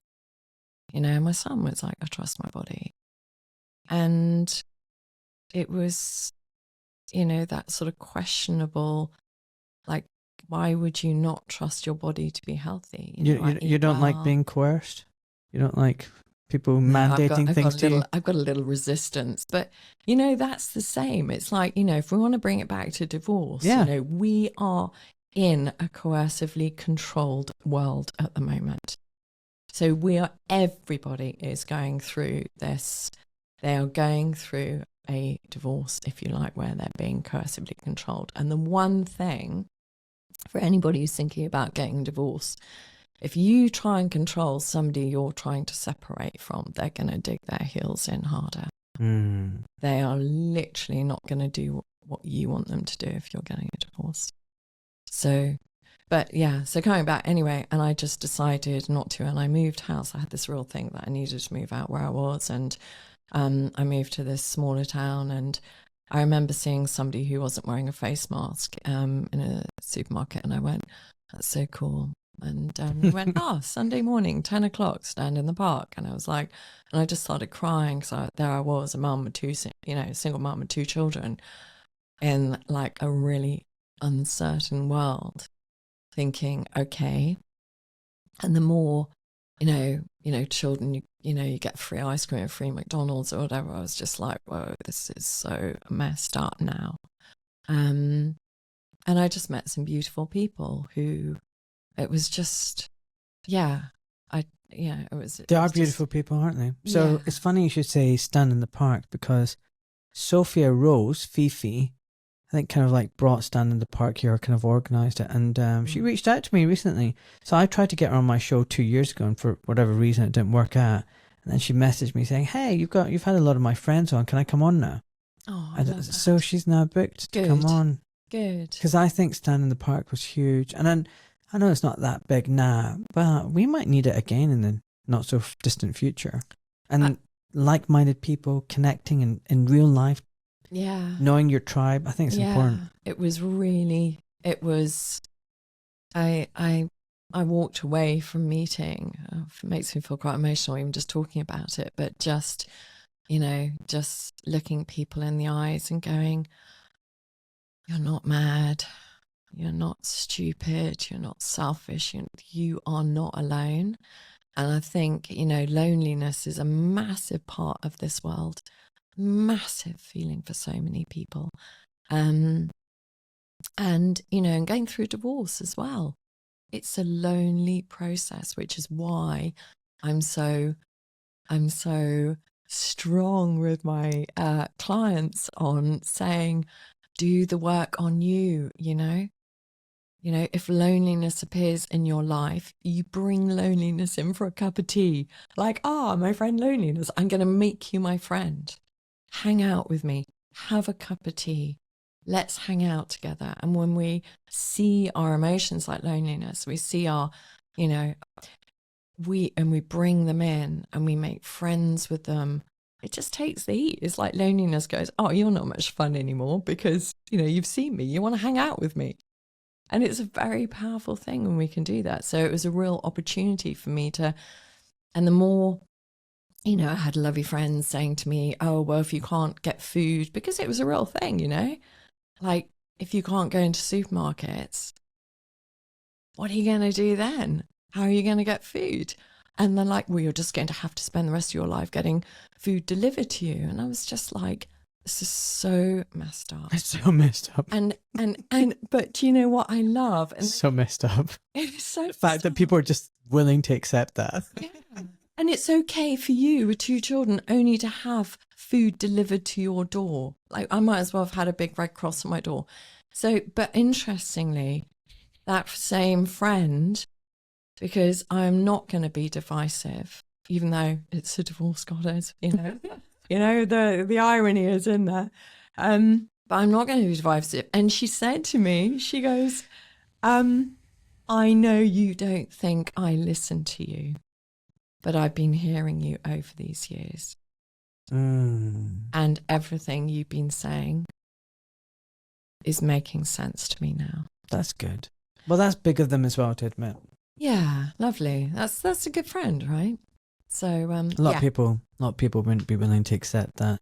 No. They don't want to accept that they've been fooled or tricked. But that's the thing. This is my big thing about it all, is it's easier to lie than admit you've been lied to. That is so, for me, that is what it's about. And actually, so it's not, I think, the divisiveness, the judgment, who's right, who's wrong. Like, we're all just walking ourselves home, right? You know what? I've actually said the same thing about the lying. I said, we're in a society where too many people are lying really to themselves. Yeah. That, my government loves me, that this vaccine is good for me, that I trust the science, that the media doesn't lie to me, that my partner and I are happy, that I love my job, my boss is a really nice person. They're lying to themselves about all of this stuff. And actually they should just stop and just one day just say, you know what, I'm not happy in my job and my boss is a dick. Yeah. I want to do something else. And yes, it pays the bill, but I'm not happy. No. Take that leap into the discomfort, and you don't know what joy might be lying on the other side. Yeah. I'm not saying if you're not happy with your partner, everybody go have a divorce. I'm saying, but I'm just saying, like, if you're not happy, have that conversation. Have that conversation. Yeah. Do something about it. Go for a walk and just say, just do something. Yeah, do something simple. Yeah. Okay. So, great. Top tips about divorce. Like, if you were to give like your top 5 tips, what would it be? Okay, so first of all, Putting you on the spot. I know. I know. I probably should have been prepared for this as well. But I know. Where's your notepad and your laptop? No. By the way, I have to admit, I love the fact you've not done that. I love the fact you've just pitched up with a big smile. Oh.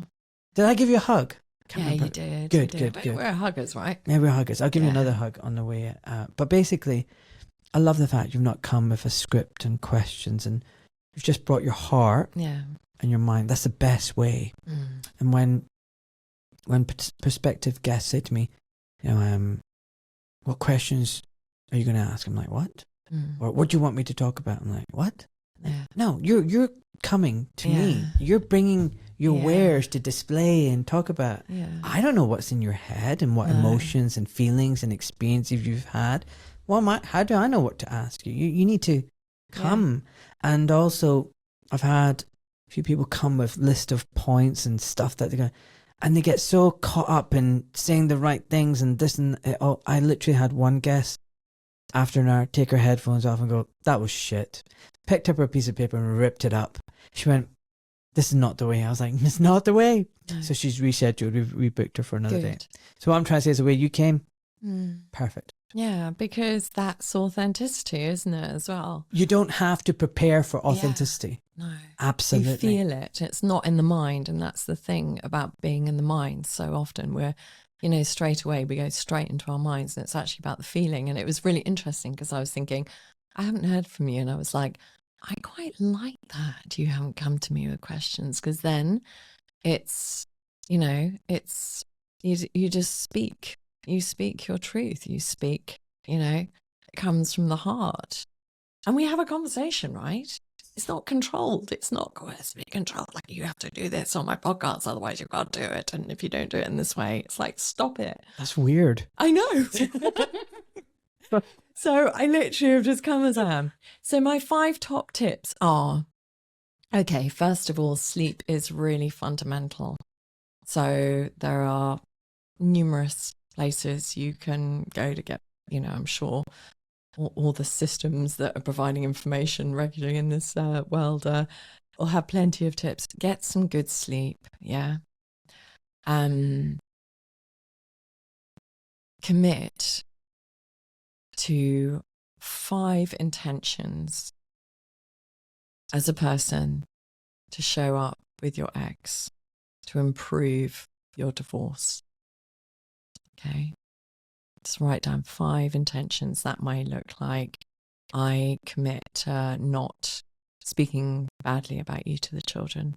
I commit to being on time for pickups and drop-offs. That's a big one. Yeah. Yeah, like stop it with the triggers being late. Like, stop it. Do it differently. If you've always been late and your ex is going to use that against you, oh, one thing I hated about you is you always, just be the person. Yeah, this is probably another tip. Be the person your ex doesn't expect you to be. Yeah, don't hand it to them on the plate. They can throw it back at you. Like, stop it. You know, personal work. Do some personal work. Do some self-reflection. You know, do those 4 questions I asked before. And the final thing is that when you, and I know obviously finances and fear and uncertainty in the world at the moment is a big one. Don't focus on the final amount being the only amount you have at the end of the day. Because What do you mean by that? So many people are, you know, I'm only going to get this and split that. You don't know what's going to happen in your life. You don't know if you're going to amalgamate and meet somebody else and get a house together. You don't know if you're going to, you know, making the final divvying of the pot, the only, you know, focusing on that being the only money you have. It's like you have your world beyond. Does that make sense? Yeah. Yeah. So, you know, so often it's about that. And it's like, actually, it's bigger than that. That's like a stepping stone to the rest of your life. A great list. Can I add one? Yeah, 100%. Because again, give me the sigh first. it's just, I hear from people and it just makes me sad when they weaponize children. So what I would say is don't weaponize your children. Yeah, 100%. Don't weaponize them. Don't use them to get to your ex, to punish your ex, to torture your ex. And, you know, it could be like lots of different things, like, and like you said, dropping them off late. Yeah. You know, or... Yeah, because you know it's going to pull your ex off. Yeah, and also, you know, messes up your schedule and your timetable. So, because you know that, like, if you do that, you're going to wreck their plans. So, great, I'm going to wreck their plans. So you're using your child as a pawn. Or, say, for example, there's a school that they could move to that's a little bit closer and... You know, it's a good school. You insist that they stay in this school because you know that's not what the other your ex wants. Yeah. Even if the child wants to move the school, you're going to insist that they don't because you know what? That's your way of just getting that ex, making their life painful. It's all about making your ex's life as uncomfortable as possible through your children. I've seen that, and I just feel that's not nice. No, that's not nice. That's not cool. No, it's not. And you're absolutely right. And I love that you brought that up because actually when you do that, you make it about you and not your children. Yeah. It's not even making it about X. It's you fundamentally first. Bingo. Right. And then... It's just selfish. Yeah. Petty as well. It's just unnecessary. And I just want to... This is, you know, this really lands for people. Is that when you are doing that, all you are doing is internalizing and holding anger and bitterness. And there's that very powerful quote that is holding anger is like drinking poison and waiting for the other person to die. And in the last 3 months, I've had 3 clients sit in front of me, female clients with their hands on over their heart, saying, I know my breast cancer came on as a result of my divorce. Yeah. And I listen, I believe in that now. Yeah. And the emotional holding is like the body. And that they have, I didn't even invite that. They just said to me, I have breast cancer and I know it's because I was so angry because every time I thought about my divorce or every time I spoke about my ex in a really bad way, literally my sight would just I could feel it was painful. By the way, it was Buddha. Holding on to anger is like drinking poison and expecting the other person to die. Thank you. Wow. I like that quote. It's a good quote, isn't it? Great. I might put that on my Instagram now. I think you should. Thanks, Tosh. No worries. Thank Buddha. Thank Buddha. That's a great quote. But I think you're right about the whole anger but the thing is like another thing, right? Look, everything you're saying is just beautiful. I agree. Do the inner work, do the hard work, be a better person. Yeah. Treat people the way you want to be treated. I agree with all of that. Maybe if they did, they wouldn't be having a divorce in the first place. Some people Tosh, are just really unreasonable. And I would say have psychological issues. Yeah. Born out of deep-seated childhood trauma. Yeah. They can be narcissists, Yeah. psychopaths, borderline personality disorder. What I'm trying to say is you can't reason with unreasonable people. No. What the frack do you do in that situation? Like, you've just, you went into this marriage infatuated, attracted, lusting, whatever. You didn't really know the other person. And then over the years, they unravel themselves, and then you see them for who they are. And they're abusive. They're not a nice person. You want an exit strategy. The things you're saying, does it still really help with the divorce? Because they're psychopaths. They're narcissists. Yeah, so you can't change that. You can't do anything about that. And all you'll be doing is you'll be in their backyards giving them all your lovely energy, trying to make them any different, right? And they're just going to sense that they've got something they can run with, and that you're just basically giving them your energy.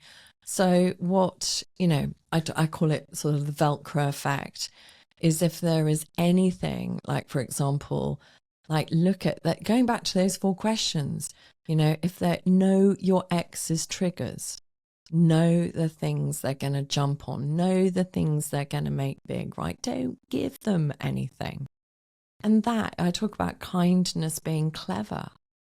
People think, being kind in a divorce, it's all la-la on your doorstep. Blah, blah, blah. It's not. It's being clever. Because you're keeping your energy for yourself, so you can be a better parent, you can look after yourself, you can go and, work, whatever you want to do, exercise. And B, you're being strategic, but you're being kind with it.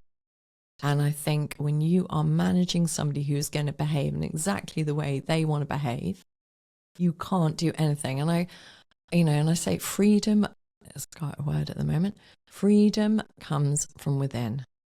That is like my real motto. We only feel, freedom begins with ourselves.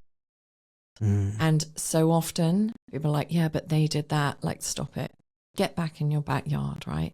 If you know you are free, be that clear person who nourishes their yard, who is healthy for your children. Yeah.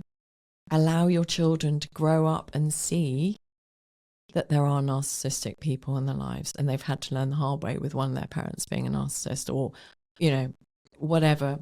I think you have to be diagnosed as a narcissist to truly be called one. So I don't tend to use that word in my work at all. What word will you use? I tend not to label. That's great. Full stop, because actually, like, that's a good answer. All we can do is us. Don't make it about somebody else, and I like that. So yeah, so having that. Thank you. Having that sureness, what's the word? Surety. A surety, about who you are is, and that's why it's almost like being the observer, being able to step back and go, okay, what is going on here? I know that that's how they work. I know it's going to probably ramp up going through a divorce. Just mitigate it by just, you don't have to send that email back. You don't have to react. Be responsive, okay? And sometimes just like, how can I make a better decision? What is going to fuel them? And, just stay in your backyard. Stop giving them energy. I know it's very easy for me to sit here and do that, but you know what? I had to really face that at times, where I was like, I had to make a really conscious choice, and the ego was kind of going, yeah, don't let them go wherever. And I'd be like, all right, hang on. Okay, like, I hear you. I hear my mind is trying to keep me safe, but actually, I can be a bigger person. Yeah. I can trust myself that I can be a bigger person. I can trust myself that I'm going to be okay. Yeah. I trust myself. Okay, let's talk about reviews, folks. Many of you can't afford to do a paid subscription to my Spotify or Substack channel. And I know some of you might not want to buy the things from my affiliate page, but you can support my work by sharing my content, sending links to your friends and family and work colleagues. And, if there's a podcast that you thought was extremely interesting and enlightening. And also you can leave reviews on Apple Podcasts and Spotify. It's a bit tricky. You have to listen to a full episode, and then there's like 3 buttons at the top. You click that and then you leave a review and blah, blah, blah. 5 stars would be great if you can. And again, the reason why is the more reviews, the more attention the algorithms programming gives, so that it comes up high on people's search bars and lists. So the visibility is higher, and then hopefully I can get new audience. And this podcast is all about sharing the knowledge and getting as many people to wake up to the nonsense as possible. So if you can, please just take a few seconds and leave a review. Much appreciated. Thanks, folks. Bye-bye. Okay, great. Finding lawyers. Yeah. That's the best way to find a good divorce lawyer. And you always need a lawyer. I would suggest this is quite a sort of a great area, because there are lawyers that will do that, just, one lawyer for a couple.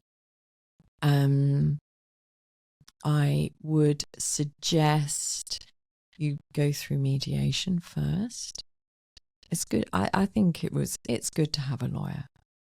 What you don't want to do, I've heard stories of people going down the do-it-yourself route, wanting to save money, and it all gets really, really messy. And I think it's a really individual decision that you make as a couple, because whilst it's very easy to go through a kind, compassionate route, everybody's working together, it's still a hugely emotional experience. And something can just trigger it, and you could end up being in a whole lot of trouble. I'm not saying don't use the law. I think you can use the law wisely. And, I think our divorce cost us £7,000. Is that a lot or a little? Oh, somebody said yesterday they both spent 70 grand each. I mean, 70 grand each. I think some barristers I heard the other day, 15,000-20,000 a day to go to court. We're talking ridiculous amounts of money. What the hell? I know. So whatever little money you've got, you're just blowing it away. Yeah. That's just to satisfy your ego. Yeah, that's why it's really important just to kind of take back control of that mind. And I call them the divorce mind monkeys, actually, in my book. And it's all about the divorce mind monkeys. What's the name of your book? My book is called Kindness for Conflict. And I didn't even bring a copy. You didn't bring a copy? Everybody brings me copies. It's all right. It's okay. It's okay. It's Kindness for Conflict by me, Tosh, Brittan. And it's 3 parts. So it's preparation, the during, and the after as well. And it's full of tips and how to flip the narrative, changing the narrative. And I just think if you can make some good decisions and you can inspire other people in their divorce to make a good decision, the ripple effect is huge. And it's everybody has the opportunity to be a lighthouse. Yeah, I get that. But what about, like I said, finding the best solicitor? How do you know the best lawyer? What are the things to look out for? I would suggest a flashy website, great reviews. Maybe just Resolution is an organisation where a lot of lawyers who are committed to working compassionately and collaboratively as well. I would say that is a good place to go. Resolution.co.uk. Resolution.co.uk. I think there's an organ there as well. Okay, I'll find it. I should probably know this. I just put it up on my computer and it just pings up now. And I would talk to 3. Okay. I would talk to 3 get an idea how you feel. How do they make you feel? It's resolution.org.uk. Yeah. Representing family justice professionals committed to the constructive approach to family disputes. All right, Yeah. that's good to no Yeah. fault divorce. Yeah. It's not your fault. It's not your fault. Let's just. Yeah. All right. Okay. Yeah. Cool. I mean, there are a lot of people that still want to make it no fault. And actually, back in 2014, I was interviewed because the mediation laws were changing. So I did a few interviews on TV about no fault because I lied on my divorce papers and ticked I had an affair because neither of us wanted to say that we had acted unreasonably. So that kind of put the pay to all of that. But, you know, if you are somebody that wants to make it somebody else's fault, you're going to welcome to, you know, an expensive financial process. Right. Okay. I get that. I agree. So speak to 3 lawyers. Speak to 3 lawyers. Get a feel for them. How do they make you feel? Yeah. Who is, you know, are they, you know, what is the language they're using? You know, if it's, you know, conflictual language, just note that. Is that in keeping with what you want to have happen or what you've had and agreed with your ex? You know, if you've got somebody who wants to, you know, take the house down, do you really want to be working with them? A lot of lawyers work online. They give you about, I think, 20 minutes, half an hour free chat, get a feel into them. You might want to see if they can recommend, any testimonials as well. I think testimonials is huge. Yeah. And if you've got lots of past happy clients, they'd be more than happy to speak to you and tell you, oh yeah, because I would do that with my patients. I'd be like you're considering me for surgery. If you want, you're more than happy to speak to some of my past patients. They'd be like, oh, I'd love that. Yeah. And there'd be lots of my patients willing to speak to them. So I think testimonials is good. I think it's really important, but it's also your gut feeling as well. I think it's, you know, it's how does this person feel to me? And the mind's gonna be going, go on, get the go get the fighter lawyer. But actually, it's like, you know, it's about, as you said, it's about having somebody you trust, having a surgeon you trust. How do they feel for you? If it, you know, and if it doesn't feel right, it's not right. It literally is as simple as that. And the mind will just clear that out. And, you know, divorce mind monkeys will be like, no, go for the, you know, the big flashy website and everything. And it's literally, it becomes so painful when it becomes so financial, because every time you pick up the phone, every time you email, every time you and your ex have, you know, you're being there's billed. conflict, you are being billed. It is ramping up. And do you know what? Just like, come on, you all, you know, for whatever way you've all got yourself into this position, do the work to unpick yourself to get out of it. And do you know what? That is foundational for your future. It's foundational for your future relationships. It's foundational for your children. You know, there's more in the pot to have a nicer home, to be able to go away on holiday, to whatever that is. Like, but everybody's like, no, I just want to get the divorce over and done with. And just like, I don't care what it costs. And there's somebody at the other end rubbing their hands going, yeah, bring it on. If you want to give me all your money, great. Heartache, pain, stress. I think we've covered everything. Is there anything I've missed out? About divorce. Talked about quite a lot. Yeah, we have. No, I think we're all good. Fascinating chat. Fascinating. Honestly, it's... Yeah. I wish I'd known a lot of this when I went through my divorce. Oh. Yeah. Would have made things a bit easier. Anyway, final question of the day. On your deathbed, surrounded by your loved ones, before you pass on and meet your maker, what words of wisdom and advice would you give them? Okay, so I've already died. Actually, I have already died. And I came back and I did go into that light, that tunnel. What the hell are you talking about? You weren't expecting that. No.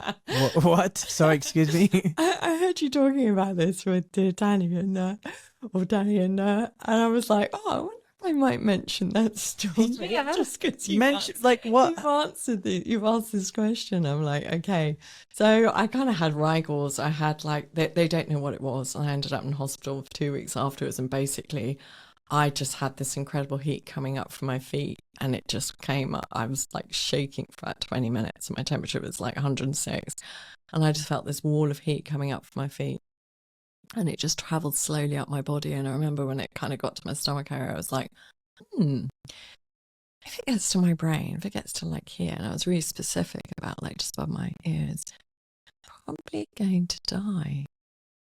And it just was the most beautiful process. And I went up and I Now hold on a sec. So you're in the hospital? No, I was at home because they were waiting for the ambulance to arrive. So you're at home, you got a fever. Yeah. You're rigering, seizuring, or whatever it is. Yeah, my ex was sort of trying to stop me from swallowing my tongue, and it was a really hot day, and I literally just felt like I was being burned every time some air touched my body. And he said, don't worry. He said, let me just take your temperature. And I'm like, on the bed. And he said, oh, don't worry, it's only 104. But actually he couldn't tell me it was 106. Not that I was in a state then to know what that meant. And then I just felt this warmth coming up my body that was so cold. And I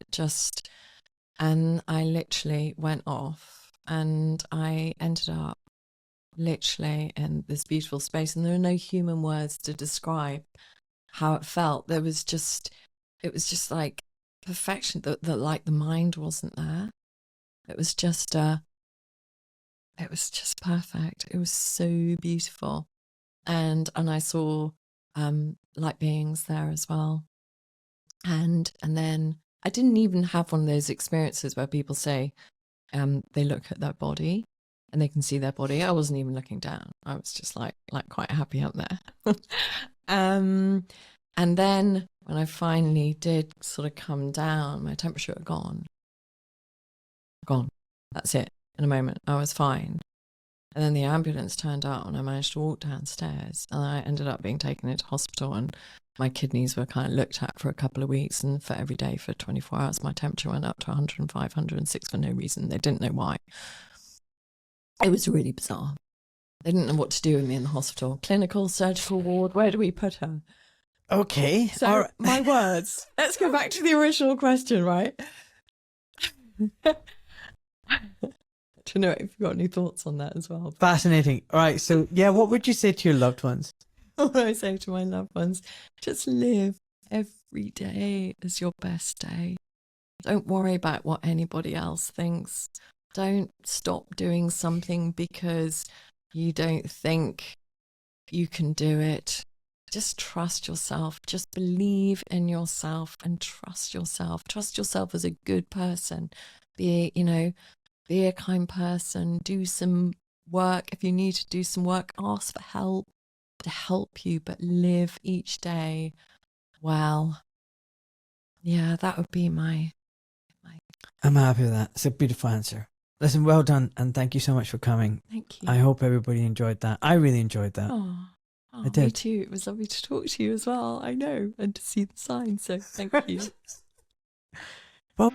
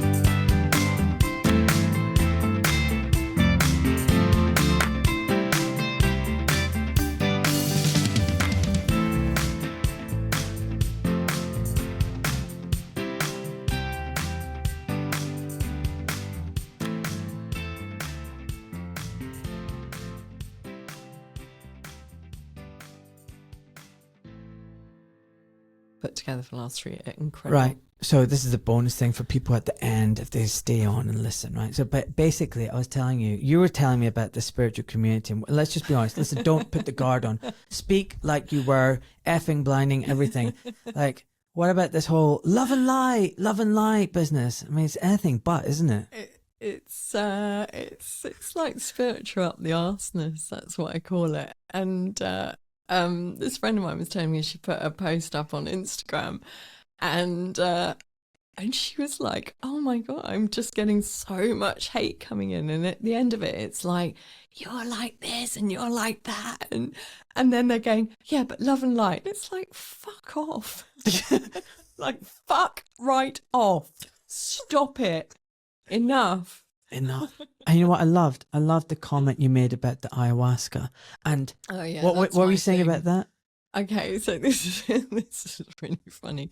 So it's like I remember sitting in a pub with a couple of friends, and this other friend of somebody else rocked up, and they were like, "Well, yeah, I'm gonna go and do ayahuasca and everything." And it's not, if I get called to do ayahuasca, I'll go to the motherland, and I take nothing away from the incredible experience it is, but I just don't get people going, "Oh yeah, I've done ayahuasca like 16 times or something. And oh yeah, and I'm going to go to this village hall and, somebody's dressed in white, we go and vomit in a bucket." Great, that's what they do. But it's like after 16 times, what are you not doing after that incredible sacred experience that has to take you back 16 times? You know what? It doesn't even have to be sick. I agree 100%. No, not even. So like the magic mushroom thing, I did one. It was great. I took it away, learned a lot about myself, still processing it even now, almost a year later. I get worried when people are like, an organizer like, right, 2 months later, yeah, come back and do it again and do it again and do it again. That's not doing the work. No. There's something weird going on there. There's something weird. And that is actually, it's really interesting, because if I'm going to talk about my clients, I say to them, you come back when you are ready to come back, when you've done the work, when you're ready, and you're on the next step, and you've identified there's something else you need. Because keeping somebody in a loop, giving them permission to frankly denigrate a really sacred, powerful healing experience, soul experience, is disrespecting. You ever done it? No, I haven't. And it is like that, by the way. It's very respectful. It's incredible. And honestly, what I went through, it was like you're near death. I went up and I reached the universal God consciousness and joined in with the oneness of all, and felt nothing but bliss, love, and peace like I've never experienced. Like when people talked about heaven as a kid, when my mom was trying to explain what heaven, I went to heaven. So it is a beautiful, sacred experience. It's very tough though as well, and not easy. And I had to face my demons, but I'm quite happy I did the one time, and I got no pleasure in saying I'm going again for my second, third, fourth. And I get worried when people are going regularly, because you're kind of like, you haven't even had time to process the first time around. Like, you're actually running away from doing the work. You're just thinking like, this is the work. I'm just going to go get it done, and that's going to do the work for me and fix you. No, it doesn't work like that. And I think that's my I'm not saying I don't need to do it. I'm not saying anything, right? We all got to do the work, and the work doesn't stop. And that's one thing that's really important. But I think for me, the spiritual community is quite a dangerous community. There are a lot of people talking about a lot of stuff, and it doesn't feel a safe community, actually. It's funny, I was speaking to my friend about this, and she was Kasha, and she was saying the same thing. She was like, yeah, me and her were talking about this, and we were just like, I just feel like, they can be exploiting desperate people. Yeah, and or they're trying to do one on you. I had an experience recently where somebody was like, I feel I just want to land this with you. I feel this would be like, and I'm like, stop trying to spiritualize me. Stop it. right? It's not because I'm arrogant to think that I need, I don't need it. Of course I need it. But literally, I'm doing the work on myself. And I think it's like, somebody's like sending you healing. Like the first rule of healing is you ask permission from people. You send somebody, Reiki, can I send you some Reiki, or can I send you some energy work, or whatever that is? You ask permission to go into somebody else's energy. And I think there's a lot of, I think there's a lot of that going on, that people need to, like, boundaries. It's boundaries. You can't save everybody. You just, if your work resonates with somebody and somebody wants to join you, great, but don't start putting it on people, trying to save people, trying to wake people up, whatever that is. It's dangerous, and it's, I don't know, people might argue actually that's coming from a compassionate place and a loving place, that they want to help, and that's great. But I think ultimately, this lifetime to really go out there is about us all, walking ourselves home, to be able to walk home with everybody. And doing the work ourselves. But yeah, that was just a really interesting conversation. Love and light, everybody. Love and light.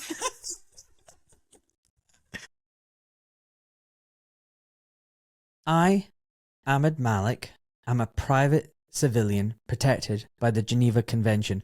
My Substack, social media posts and podcasts are my personal experiences, observations and opinions. This information is for educational purposes only.